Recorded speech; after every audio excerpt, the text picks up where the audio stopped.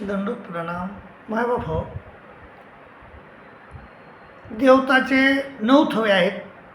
कर्मभूमी, अष्टदेवनी, अंतराळ, स्वर्ग, सत्यकाय, सुखुंट, शिराब्दी, अष्टभैरव, विश्वरूप आणि चैतन्य असे 9 गट आहेत देवतेचे 9 थवे आहेत.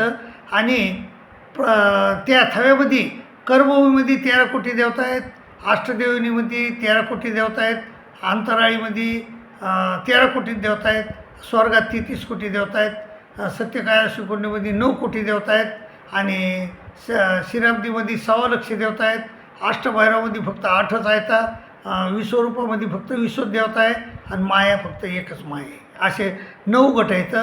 आणि 9 गटाच्या ज्या देवताचे 9 गटाच्या ज्या देवता येतात त्या 81 कोटी 1.25 देवता आहेत.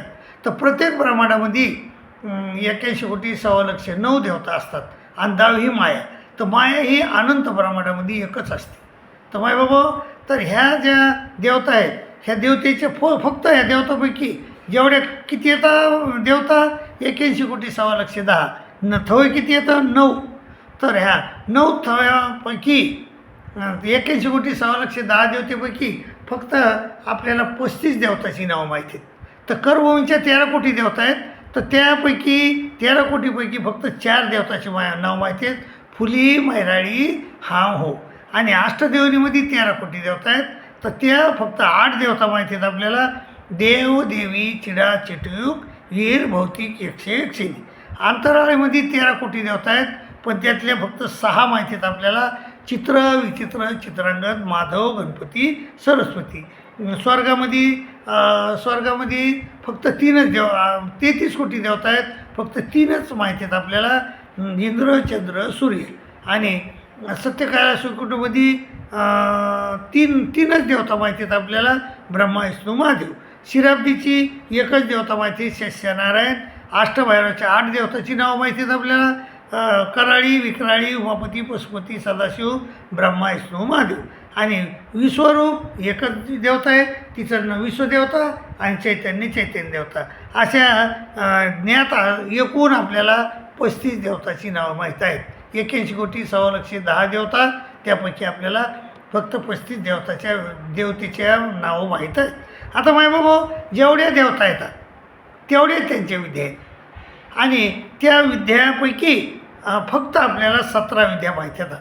तर इंद्राची अंकुशमुद्रा आहे, चंद्राची प्रल्हाद विद्या आहे, सूर्याची छायाबिंब आहे, ब्रह्माची शंकरी आहे, विष्णूची शुद्ध आहे, महादेवाची शंभवी आहे, सत्यनारायणाची वेदवंती आहे, कराळी नाद, विक्राळी बिंदू, उमापती कळा, पशुपती ज्योती, सदाशिव लो, ब्रह्मा अवस्था, विष्णू आनंद, महादेव आवेशू, विश्वरूप समरशांभो आणि चैतन्य शुद्ध शांभो. मायबाबा, अशा 81 कोटी 1.25 देवता आहेत. आणि त्याच्या फक्त आपल्याला किती 17 देवताच्या विद्येची नावं माहीत आहेत. देवानं जे सांगितले ते आपल्याला माहीत आहेत, बाकीच्या देवताची नावं आपल्याला माहीत नाहीत. आणि ह्या देवताचे स्वरूप, ह्या देवताचे स्वरूप कसं आहे मायबाबा, कर्मभूमीच्या देवतेचं स्वरूप आहे 500 योजन, अष्टदेवनीच्या 5000, 10 पटीने वाढत जाते, अंतराळीच्या 50,000, स्वर्गीच्या 5 लक्ष, शिराब्दीच्या 50 लक्ष, सत्यकाय सुकुंड 50 लक्ष, शिराब्दी 5 कोटी, अष्टभैरव 50 कोटी, विश्वरूप 500 कोटी. अशा ह्या देवतेचे स्वरूप आहेत. आणि मायबाबा, ह्या ज्या देवता त्याच्याजवळ जे पंचप्रकार येतं ते देवता परत्वे 8 पटीनं जास्त आहेत. सगळ्यात खालची जी देवता आहे यक्षिणी, तिच्यापेक्षा वर यक्ष आहे. तर यक्षिणीपेक्षा यक्षाजवळ 8 पटीनं पंचप्रकार. कोणते पंचप्रकार येतं, ज्ञान, सुख, सामर्थ्य, ऐश्वर्य, प्रकाश. तर हे पंचप्रकार देवता परत्वे आणि स्वरूप थवे परत्वे आहे. म्हणजे कर्मभूमीच्या थव्याचं स्वरूप आहे 500 योजन, तर अष्टदेवनीचे आहे 5000, म्हणजे थवे परत्वे आहे. आणि हे देवता परत्वे आहे. तर बाय बाबा असं.